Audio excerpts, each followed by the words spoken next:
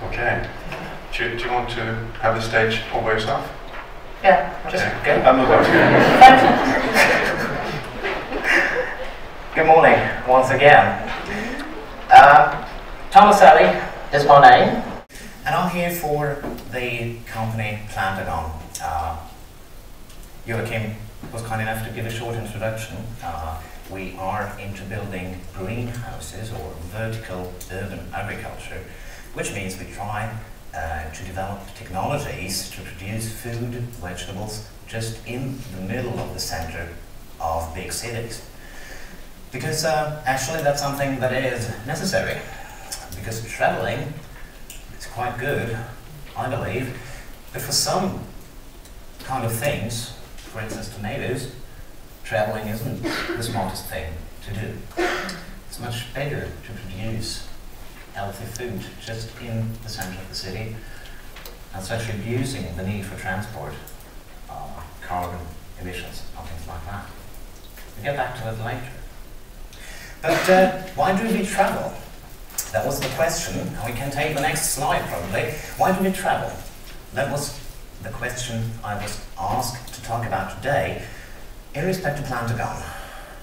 And well, one part is that we as Plantagon, as a company, as an organization, we could not exist without traveling.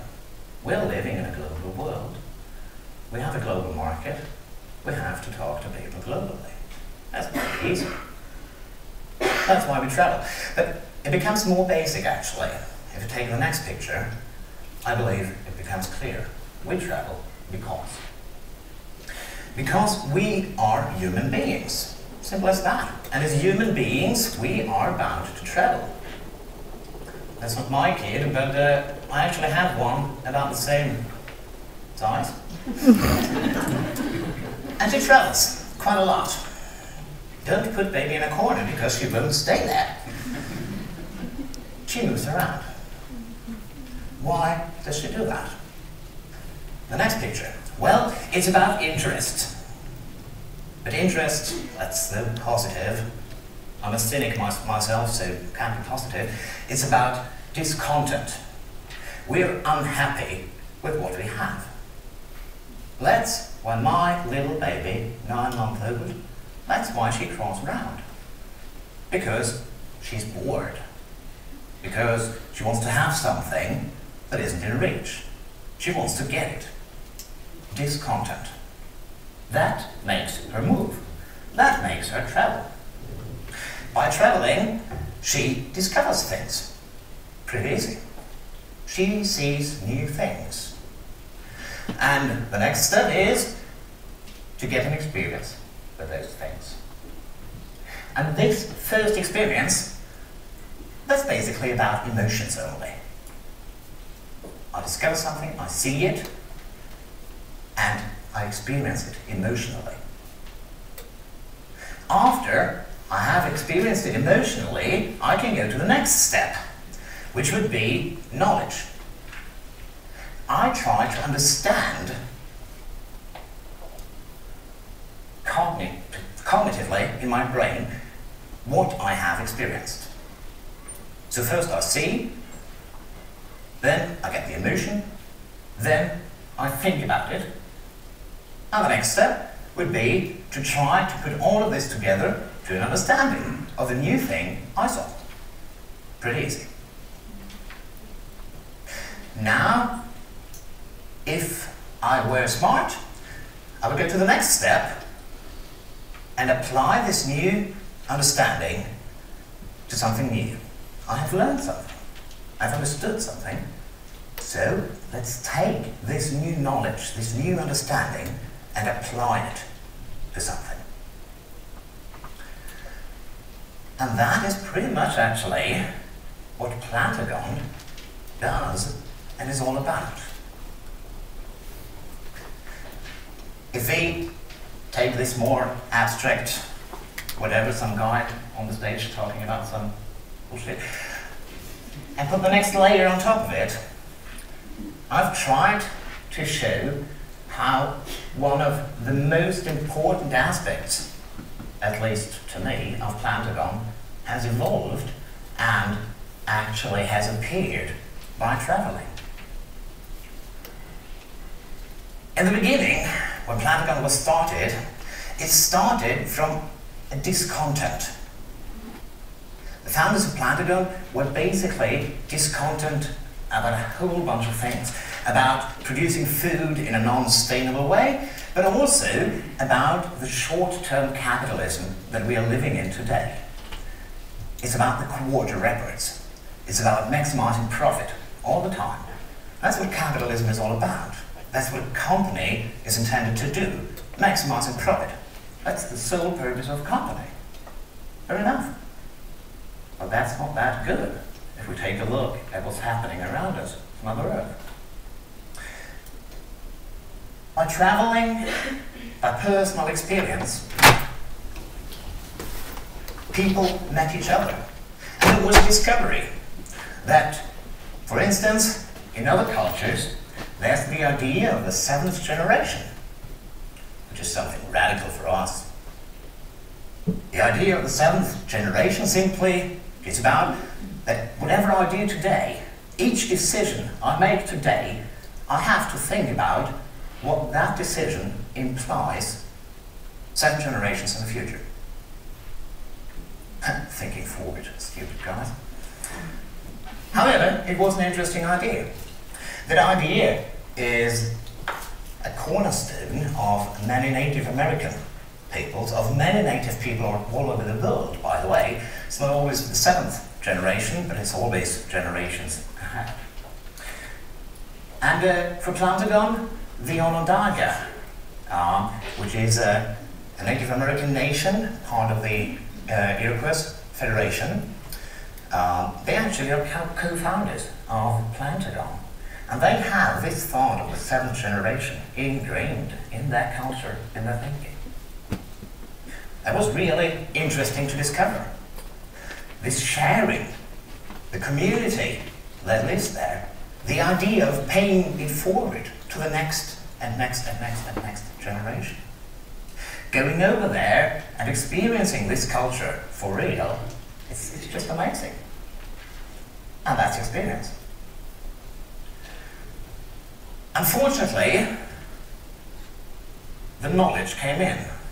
We understood, oh, that's not that easy to do.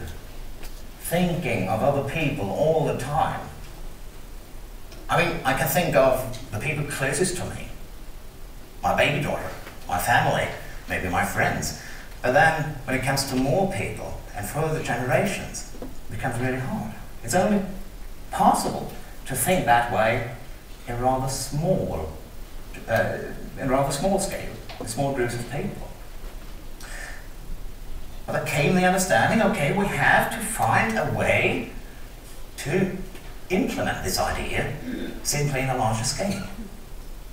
This idea is so good, this idea probably would solve quite a lot of problems that we do have and generate today. So we have a way, we have to find a way to make this possible. For us, the solution, or the attempt to solve the problem at least, was a completely new form of organizing a company. And that's called the companization. The companization is part company for profit, driving profit, and part an association, not for profit. It's too balanced. And those are completely integrated into one each other. The company is no stronger than the association, and the association is no stronger than the company. They are balanced. And by that we try to combine both the economical side of things and the non-profit idealistic side of things. That's pretty unique. Well, it was pretty unique. Now we have a couple of companizations popping up all over the place because people think that actually this idea might work. But if we take the next picture, it's not only about this new organizational model. It's also about CSR, for real. All of you working for any company probably have a CSR policy somewhere lying around. Yes? Do you know where it is? No. Exactly. For us, that was an important part as well. Okay, the corporate social responsibility, or corporate citizenship, or the duty of a company to actually pay back to society. That is not something that only has to be written down in a policy document, stowed away somewhere. We have to find ways to ingrain it into our daily work. How do we do that? By traveling, we discovered a couple of ideas. The next one is the greenhouse, which we started with. Actually, that also is, or came up by traveling, or by getting this circle of having an idea, experiencing it, talking about it, looking at it from different angles. The greenhouse is something that obviously seems to be quite good. We're getting many, many prizes for it. You never are allowed to say in Sweden that we are good at something, but other people say that we are good at it. So, obviously, it's pretty good. Just a couple of weeks ago, we were in New York and received a rather good prize of the Swedish king over there. We travelled over there. But all that was also, it's not brain science.